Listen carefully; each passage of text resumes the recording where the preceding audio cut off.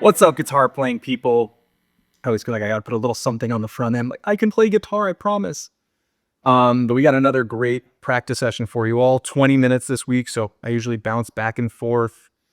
15 minutes one week, 20 the next.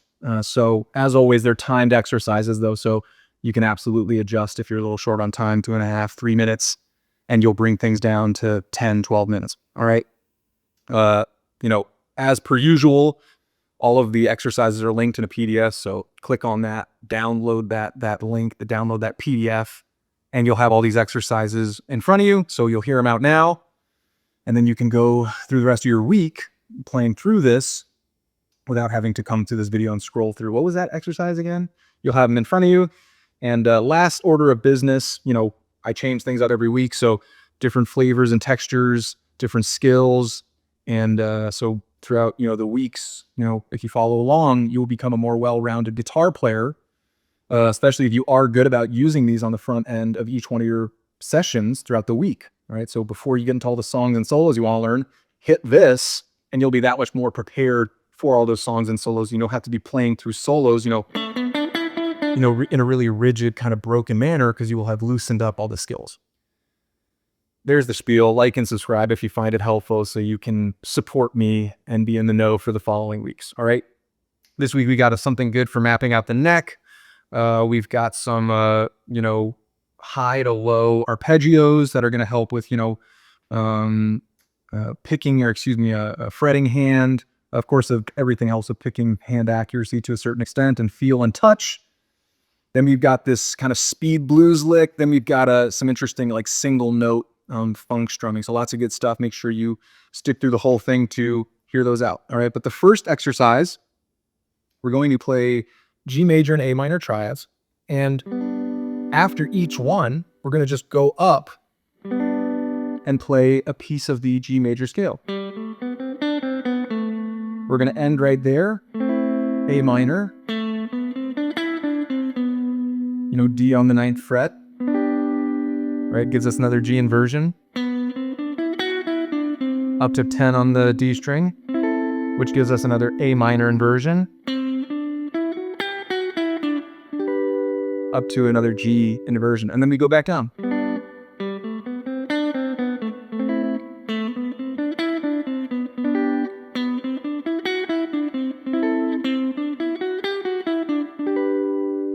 And restart. Sorry for the guitar faces as usual. I feel like they can be, kind of funky and interesting looking. Why I call this a neck mapping exercise, right? We've got this G triad, G triad, G triad. So we have these anchor points, and around those anchor points are different, aspects to the G major scale. So you have to be familiar with that scale. If we go to the A minor,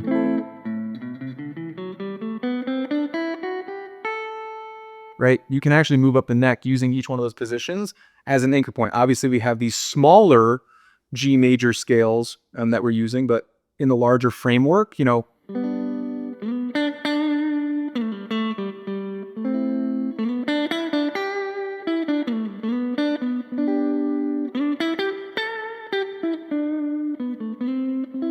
right? You can noodle around G major and A minor and have a good little time if you're familiar with the G major scales. And of course, if you use those as anchor points, it'll just kind of help dial those things in. So you can look up a G major backing track and maybe even just fiddle around with those scale shapes. And,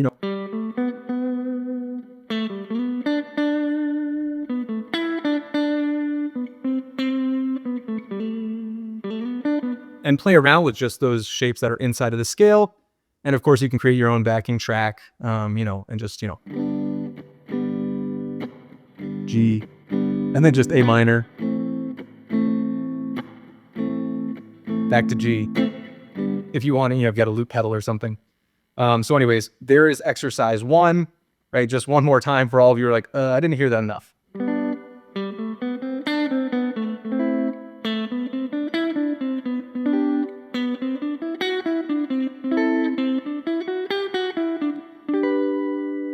Back to the beginning. Okay. If you're a beginner, you might just be playing through that really slowly. Make sure that position's good. Make sure you might need to take your time, just at the 5-minute timer, breathe, relax. If you're more advanced or you're in the intermediate phase or towards the advanced phase, put on the metronome, keep yourself honest, and then bring it up as you get more comfortable. So maybe on Monday, you start at 65 just to feel things out, make sure that everything sounds good. But maybe by Friday, you're up at like 95 to 100 BPM, right? That would be a huge increase. And that's a really nice constructive way to track your progress. So you're not just kind of blind, like, yeah, I think it's sounding better. Is it sounding clean? You get up to 100? If it is, great. If not, I got back down to 90. All right. And then that allows you to have a better sense of how fast you can play when you're improvising, things like that. All right. So there's the first exercise. The next exercise 2, is based on arpeggios and kind of 4-string arpeggios, still triad based, because here's a G triad, here's a G triad. We're going to keep things in G major, and we're going to go through the scale, and we're just going to go from the high E down to the D string. So I'm just going to go standard alternate picking. So there's G. If we're thinking about the scale, the G major scale, what goes next? A minor, right? What comes after A minor? B minor. And that's the same shape. You're just moving it up 2 frets. And what's after B minor? C major, same shape, that we started on the 7th fret. Now we're on the 12th fret though. What's after C major? D major, we're changing shapes. Think about, the big standard E bar chord shape. What's after D major? E minor. What's after E minor? F sharp diminished. What's after F sharp diminished? We restart. There's seven chords, 7 notes. But now we're playing the G down here instead of up here. All right, so think about that D shape. Think about D minor. So same thing, D shape. D, D. Then we got that E bar chord shape. Then we got that A bar chord shape where we're playing it as a minor. Same thing here, we're just playing it as a diminished. But hopefully you can hear the movement of the scale, all right? And although you might not be able to transpose this to other keys right away, that's a really simple arpeggio if you have something in G.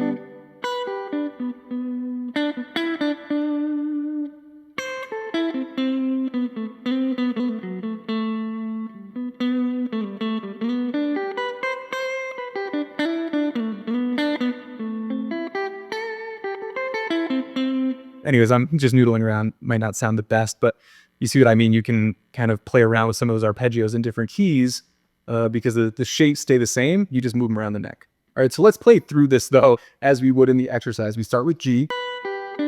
We go to A minor. We go to B minor. We go to C major. We go to D major, but we're going down the neck. E minor, back down the neck. F sharp diminished. G major.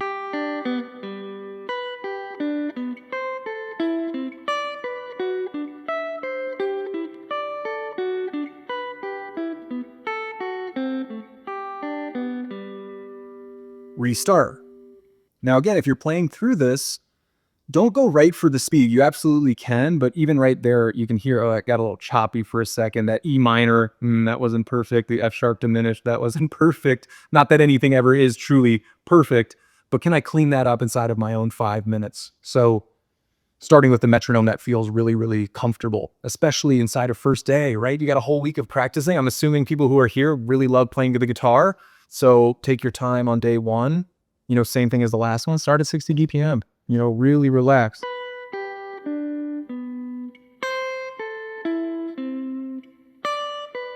Right? Be easy, and then maybe by the time you get to Friday, you can pick up the pace significantly. And again, beginners, no metronome, then turn one on maybe by the time you get to the end of the week, but maybe you don't feel that comfortable by the end of the week. This is a process. It's a journey. It takes some time. So intermediates, go for it. Hit the metronome. Once you find something comfortable, push yourself to where you're staying in rhythm, but it's, maybe on the cusp of being a bit of a challenge. All right, so there's the triad arpeggio work. And then the next thing is a speed blues lick. So same thing.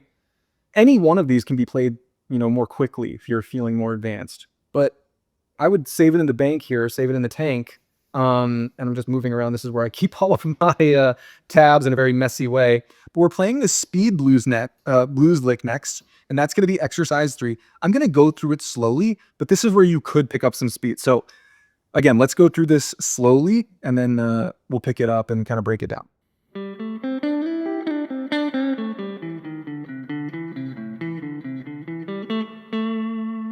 So it might feel like a lot to remember, but you'll have the tabs. Again, download them, use that link, and you'll be looking at it. And I think over time, you'll actually feel quite good with this.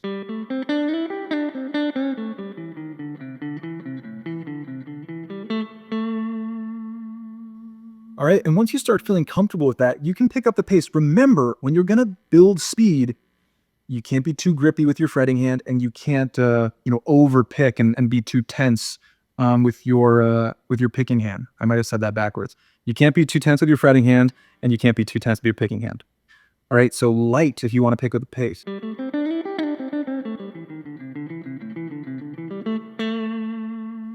Right, and if I was kind of doing this for my session right now, that might be the upper echelon of where I'd want to stick with, because it's clean, but there's probably still some things I could clean up, and I'm not ruining myself to stick with that.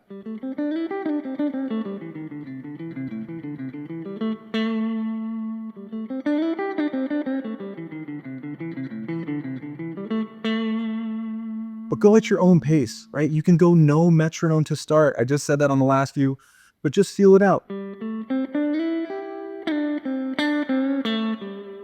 Did that sound good?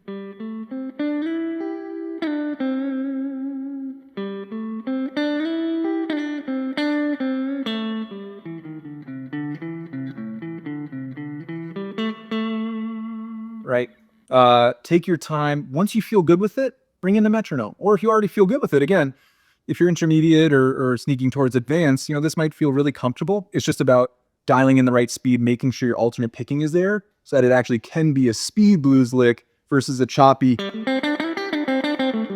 You don't want it to sound like that. You want it to be a little bit more fluid and a little bit more relaxed, right? And if you're just downstroking, you're gonna get tense, right? You're gonna not be fluid in the wrist and things like that. So keep that in mind. And there's exercise 3. So final exercise. And sometimes I usually feel like I'm building in difficulty. Depending on where you're at, this might be the most difficult piece, but it's going to be this single note funk strumming. And let's play through it, and then we will break it down. So here is exercise number 4. Again, 5 minutes, and then you will be done, and you'll be so well prepared for your sessions ahead. All right, so here's exercise 4.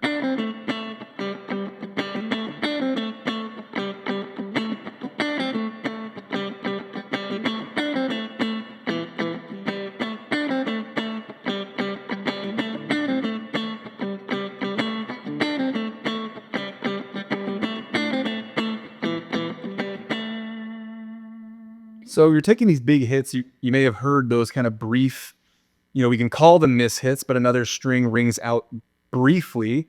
That's all good. Again, you would probably be playing this most likely with the band in the background, at least some sort of drum going on or bass going on. So those would muddy out some of those unwanted notes. But because you're playing them so fast and you're bouncing from note to note, it's not the end of the world. The big thing here is that we want everything to sound percussive. So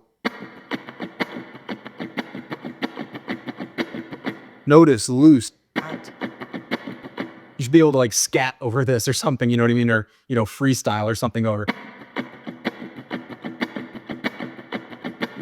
And when you're playing these notes,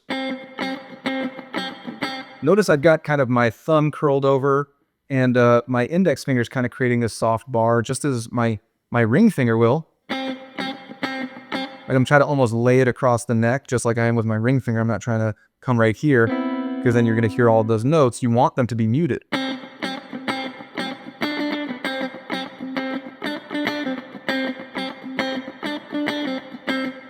It's a fun, relatively easy once you get that down technique, and it can sound really good, right? Just 2 notes.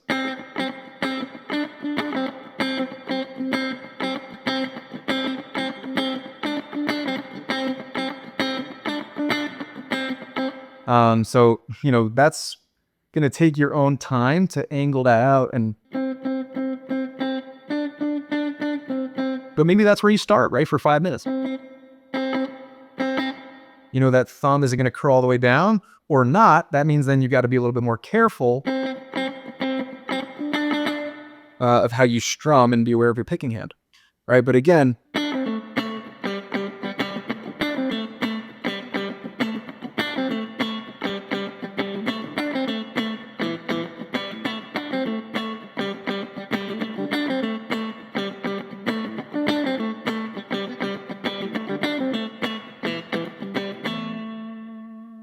right, E string rang out a little bit on that very end of that last section.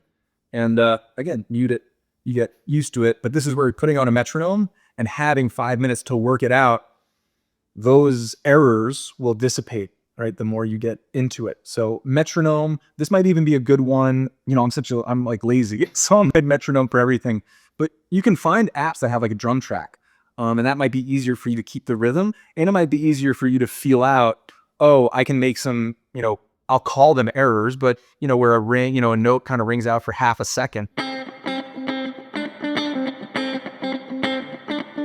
You can hear it, you know, all throughout those hits, but because they're so brief and it's supposed to sound a little swampy, you know, and a little gritty, I think that's totally fine. And of course, you can change your settings. I always play really clean here because I think that's an important way to practice. You can really hear your blemishes with a clean tone and everything. But for this exercise, why not bring up the distortion? Bring in a pellet pedal, bring in a wah-wah pedal, right? That could be an interesting thing to mess around with. But there's a 20-minute session. I think after this, you'd feel well-rounded, right? You've got some strumming, you've got some triads in a few different ways, you know, because you got the arpeggios as well. You got some scales. You got this speed blues lick. So yeah, there's some good stuff there. And the speed blues lick, I might not have said this, but you can look up, you know, an A blues backing track and try to play around with that, you know, on top of a backing track and just break up the rhythm a little bit so that it layers nicely on top of that. But there it is. You know, if you made it this far, like and subscribe, please. Super helpful for me. Make sure you're downloading a PDF and stay golden. You know, enjoy playing the guitar this week, and I will see you on the next one. All right, peace.